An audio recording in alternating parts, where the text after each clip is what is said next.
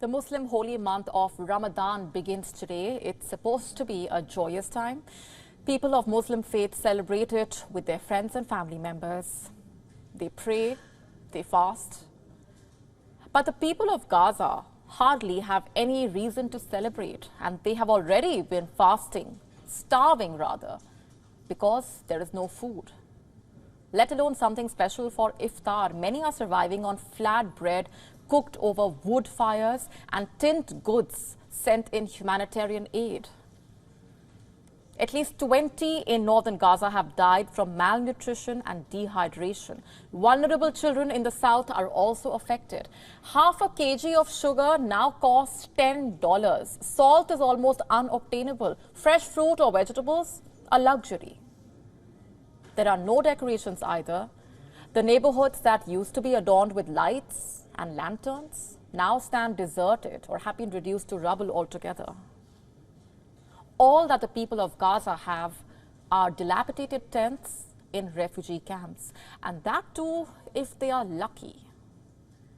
Many are mourning the death of their loved ones. Others are mourning separation. Families have been split up. Some who managed to escape to Rafah had to leave their loved ones behind for one reason or the other. Just yesterday, as Palestinians prepared for the holy month ahead, they were met with fresh airstrikes. At least one died in Rafah, 10 in Khan Yunis, 10 in the west of Gaza City. Yes, this is how they began the month of Ramadan, with bomb strikes. And it's not just the strikes. As I said, the besieged Palestinian territory is also dealing with a humanitarian crisis. Arab states as well as the US have been airdropping life-sustaining supplies, but it is doing little to actually improve the situation. Most of the supplies missed their intended drop-off point. Many even fall into the sea. Some food packages smash open on impact. But Palestinians are in a desperate state. They have no other choice than to scramble and pick through dirt to get some food on their plates. Listen to their plight yourself. We went to Nabulsi roundabout to get some flour, but we didn't get it, so we came here for some airdrop supplies. But look what ended up happening with the aid airdropped to us by Arab countries. I have been here a week but only got 3 cans. This place is isolated from the outside world and has poor transportation. Most of the supplies have fallen into the sea. Honestly, we got nothing, and we wanted better aid methods than airdrops. The UN has already sent out a warning.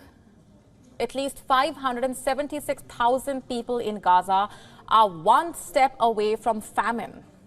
And that makes up a quarter of its over 2 million population. Aid is failing to reach those in need. A UAE-funded ship carrying 200 tons of food for Gaza remained docked in a Cyprus port. But how will it reach Gaza? The Strip has no port infrastructure. The US has promised to build a temporary pier to facilitate the aid deliveries. The US Army, in fact, has dispatched a logistics ship carrying equipment for the same. But how long will that take, and what happens until then? The situation is dire, to say the least. Palestine is devastated. Still, some Palestinians are trying to keep the hope alive. Hundreds gathered in Jerusalem's Al-Aqsa Mosque compound to take a look at Ramadan's crescent moon. The worshippers also took part in the evening prayers. But that's about it. Palestine is shrouded in gloom. The festivities have been reduced to prayers. Here's what some of the residents of the West Bank have to say. Unfortunately, there is low turnout. No one is buying. There is no joy for Ramzan this year. We wait for Ramzan annually, but because of the situation, the turnout is bad. People do not even want to buy anything. No one is decorating. Ramadan this year comes as Palestinians are living in a tragic situation, massacres, war against humanity. So in Hebron's municipality, we decided to mark Ramadan with religious rituals only and prohibit all celebrations and decorations of streets. In Rafah, surprisingly, people are trying to keep their spirits up. Displaced Palestinians decorated their tents, children held up Ramadan lanterns, others hung balloons while singing songs.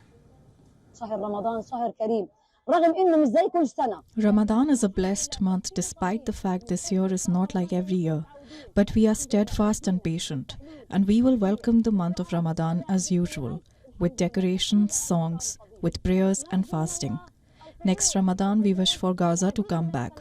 Hopefully, all the destruction and siege taking place in Gaza will change, and all will come back in a better shape. WION now available in your country. Download the app now. Get all the updates on the move.